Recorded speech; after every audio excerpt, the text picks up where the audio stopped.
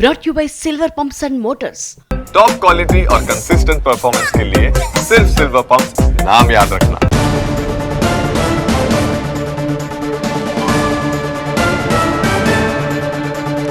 ఇక ప్రధాని మోదీ అమరావతి సభకు 5 లక్షల మంది వచ్చే అవకాశం ఉందని అంచనా వేస్తున్నారు. 8,000 బస్సులు, 5,000 కార్లు, 2,000కు పైగా బైక్స్ పై సభకు ప్రజలు వస్తారని అంచనా వేస్తున్నారు. 11 చోట్ల పార్కింగ్ కోసం స్థలాన్ని ఏర్పాటు చేశారు. 100 ఎకరాలలో 2,500 బస్సులకు పార్కింగ్ సౌకర్యాన్ని కల్పించారు. మరో 250 ఎకరాల్లోనూ బస్సుల పార్కింగ్ కోసం ఏర్పాట్లు చేశారు.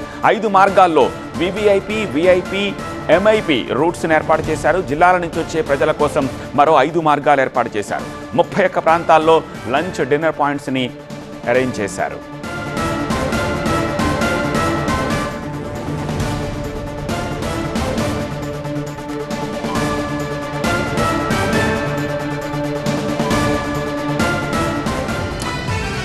మరింత సమాచారం అందించేందుకు అమరావతి నుంచి సార్ ఇదిగోండి నా రెసిగ్నేషన్.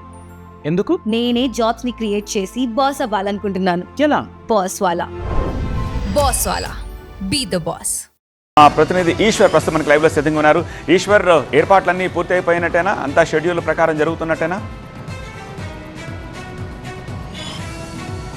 ఎగ్జాక్ట్లీ, ఏర్పాట్లన్నీ పూర్తయ్యాయి. ప్రధాని రాక కోసం అమరావతి ముస్తాబైంది. గతం తాలూకు అన్ని వాటన్నిటిని వదిలేసి సానుకూల దృక్పథంతో భవిష్యత్తులోకి అడుగు పెడుతున్న నేపథ్యంలో అమరావతి ప్రధానిని ఆహ్వానించేందుకు అవసరమైన ఏర్పాట్లన్నీ దాదాపుగా పూర్తిగా పూర్తయ్యాయి. మరికొన్ని గంటల్లోనే అమరావతికి ప్రధాని రాబోతున్నారు. అమరావతి రాజధాని రీలాంచ్ కార్యక్రమానికి ప్రధాని వస్తున్న నేపథ్యంలో రాష్ట్రం మొత్తం ఏకమై స్వాగతం చెప్పేందుకు ఏర్పాట్లు పూర్తయ్యాయి. ఆయన ఈరోజు తిరువనంతపురం నుంచి 2 గంటల 50 నిమిషాలకి విజయవాడ చేరుకోబోతున్నారు. ఆ తర్వాత అక్కడి నుంచి నేరుగా ఎయిర్పోర్ట్లో ఆయనకి హోమ్ మినిస్టర్, అలాగే మిగతా డిప్యూటీ స్పీకర్ లాంటి వాళ్ళు స్వాగతం చెప్పబోతున్నారు. అక్కడి నుంచి నేరుగా అమరావతిలో ఏర్పాటు చేసిన లాంచ్ ప్యాడ్కి, హెలిప్యాడ్కి దాదాపుగా 4 హెలికాప్టర్లు ఆయన రాబోతున్నారు. అక్కడి నుంచి అక్కడ ముఖ్యమంత్రి స్వయంగా ప్రధానిని రిసీవ్ చేసుకోబోతున్నారు. ఆ తర్వాత ప్రధాని వేదికపై నుంచి చాలా కీలకమైన ప్రసంగం ఈరోజు చేసే అవకాశం ఉందన్న సూచనలు కనిపిస్తున్నాయి. ఒకటి, పెహల్గాం నేపథ్యంలో జరిగిన ఉగ్రవాద దాడికి సంబంధించి ఈరోజు ఖచ్చితంగా కొంత భారీ ప్రకటన ఇక్కడి నుంచి వచ్చే అవకాశం ఉందన్నట్టుగా చెప్తున్న నేపథ్యం కనిపిస్తుంది. అదే సమయంలో అమరావతికి సంబంధించి, అమరావతి అభివృద్ధికి సంబంధించి కావచ్చు, ఆంధ్రప్రదేశ్ అభివృద్ధికి సంబంధించి కావచ్చు,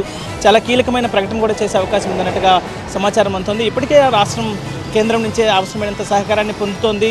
అయినప్పటికీ కూడా రాష్ట్రానికి సంబంధించి మరిన్ని మౌలిక సదుపాయాలకు సంబంధించిన ప్రాజెక్టుల విషయంలో కానీ, కొన్ని ముఖ్యమంత్రి ఇప్పటికే బనకచర్ల పోలవరం ప్రాజెక్ట్ కనెక్టివిటీకి సంబంధించి కానీ, నదుల అనుసంధానానికి సంబంధించి కానీ చాలా కీలకమైన అంశాలను ముఖ్యమంత్రి తన ప్రసంగంలో ప్రస్తావించే అవకాశం ఉంది. కాబట్టి వాటి పట్ల కూడా ప్రధాని సానుకూలంగా స్పందించే అవకాశం ఉన్నట్టుగా చాలా స్పష్టంగా సమాచారం అందుతుంది. మరొకవైపు ఇప్పటికే దాదాపు 8,000 మంది పోలీసులు ఇక్కడికి చేరుకున్నారు.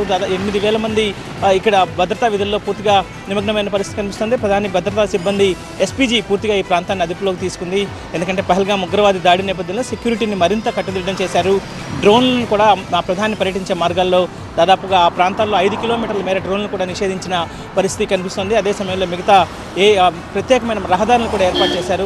అమరావతి నుంచి, విజయవాడ నుంచి అమరావతికి చేరుకోవడానికి 3 మార్గాలు ఉంటాయి. కృష్ణానది దాటాల్సి ఉంటుంది కాబట్టి కృష్ణానది పైన 3 బ్రిడ్జిలు ఉంటాయి. ఒకటి వారధి, ప్రకాశం బ్యారేజ్, అదే సమయంలో కొత్తగా నిర్మించిన వెస్ట్ బైపాస్ను కూడా ఈరోజు ఏర్పాటు చేయబోతున్నారు. వెస్ట్ బైపాస్కి అనుగుణంగా కృష్ణా బ్రిడ్జి కొత్తగా నిర్మించారు కాబట్టి ఆ 3 మార్గాలు రాబోతున్నారు. ప్రకాశం బ్యారేజ్ పూర్తిగా వీవీఐపీలకు మాత్రమే డెడికేట్ చేశారు కాబట్టి ఆ మార్గంలోనే ఒకవేళ ప్రధాని వచ్చిన సమయంలో వాతావరణం అనుకూలించకపోతే, ఎందుకంటే ఈరోజు వాతావరణానికి సంబంధించి కొన్ని మధ్యాహ్నం కొంత వర్షం పడే అవకాశం ఉంది అన్నట్టుగా సమాచారం ఉంది కాబట్టి ఒకవేళ దానికి సంబంధించి కూడా ప్రత్యామ్నాయ మార్గాలను ఏర్పాటు చేశారు. సో ప్లాన్ ఏ, ప్లాన్ బితో సహా మొత్తం ఒకవేళ ఎట్లాంటి పరిస్థితుల్లో అయినా సభను భారీగా విజయవంతం చేసేందుకు అవసరమైన ఏర్పాట్లన్నీ దాదాపుగా పూర్తయ్యాయి.